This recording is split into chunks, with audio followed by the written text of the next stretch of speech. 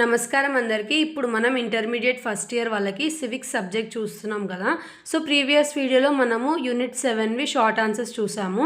ఇప్పుడు మనం very short ఆన్సర్స్లో ఏవైతే ఇంపార్టెంట్ క్వశ్చన్స్ ఉన్నాయో అవి ఇప్పుడు మనం చూద్దాము. సో ఫస్ట్ ఇంపార్టెంట్ క్వశ్చన్ ఏంటంటే సిటిజన్షిప్ అంటే ఏంటిదో డిఫైన్ చేయమంటున్నారు. సో సిటిజన్షిప్ అంటే ఏంటంటే ఏదైతే స్టేట్లో మనకి మెంబర్షిప్ ఉంటుందో దాన్ని సిటిజన్షిప్ అని అంటారనమాట. సో సిటిజన్షిప్ ఉన్న ప్రతి మనిషి ఒక సిటిజన్ అనమాట. సో ఎవరైతే సిటిజన్స్ ఉంటారో వాళ్ళు పొలిటికల్ అఫైర్స్లో పార్టిసిపేట్ చేస్తారు స్టేట్వి. సో అప్పుడు ఆ స్టేట్ ఆ సిటిజన్స్ని ప్రొటెక్ట్ చేస్తుంది అనమాట. సో అది మనకి ఈ 2 లైన్స్లో ఎక్స్ప్లెయిన్ చేశారు. నెక్స్ట్ మనకి 2 డెఫినేషన్స్ ఉన్నాయి, ప్రొఫెసర్ లస్కీ ఇంకా అరిస్టాటిల్. సో ప్రొఫెసర్ లస్కీ ఏమంటున్నారంటే ఏదైతే సిటిజన్షిప్ ఉందో అది మనుషుల కాంట్రిబ్యూషన్ అంట. ఏమవుతుందంట కాంట్రిబ్యూషన్? ఇన్స్ట్రక్టెడ్ అంటే ఒక మనిషి మనకి చెప్పడం అన్నమాట, లైక్ ఇన్స్ట్రక్షన్స్ ఉంటాయి కదా.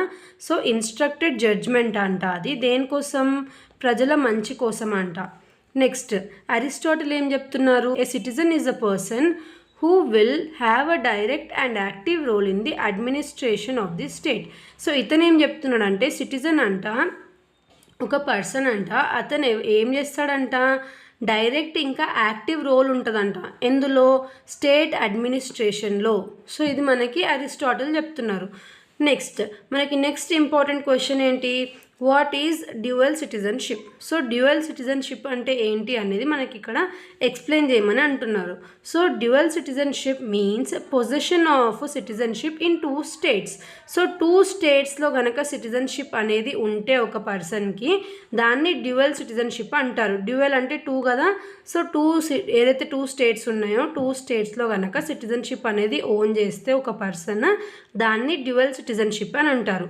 For example, children born to American parents in India obtain natural citizenship of both India and America. So ఇక్కడ మనకి ఎగ్జాంపుల్ ఏం చెప్తున్నారు? ఎవరైతే చిల్డ్రన్ ఉన్నారో వాళ్ళు సపోజ్ ఒక పర్సన్ ఉన్నాడు, వాళ్ళకి చిల్డ్రన్ ఉన్నారనమాట.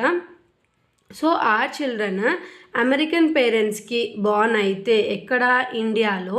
అప్పుడు వాళ్ళకు ఆటోమేటిక్గా ఇండియన్ ఇంకా అమెరికన్ సిటిజన్షిప్ అనేది వచ్చేస్తుంది అనమాట. సో దాన్ని డ్యూయల్ సిటిజన్షిప్ అని అంటామంట. Dual citizenship applies to the children until they become majors. Children born to American parents in India అంటే అమెరికాలో ఉండే వాళ్ళకి ఇండియాలో పుట్టినారనమాట ఈ పిల్లలు. సో వాళ్ళు మేజర్స్ అయ్యే వరకు డ్యూయల్ సిటిజన్షిప్ అనేది ఉంటుందంట. Later they have to choose citizenship of one of the 2 states. So same ఈ రెండిట్లో ఏదైతే అమెరికాను ఇండియాను సెలెక్ట్ చేసుకోవాలి వన్స్ వాళ్ళు మేజర్స్ అయిన తర్వాత. So next mention 2 qualities of good citizen.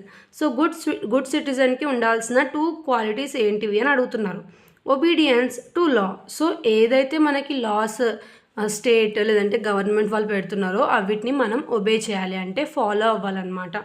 Payment of taxes. So taxes ఏమైనా పే చేసేటి ఉన్నా సరే మనం టైంకి అవి క్లియర్ చేసుకుంటూ ఉండాలి, అప్పుడు మనం ఒక గుడ్ సిటిజన్ అవుతాం. సో ఇవి మనకి ఇంపార్టెంట్ వెరీ షార్ట్ ఆన్సర్స్.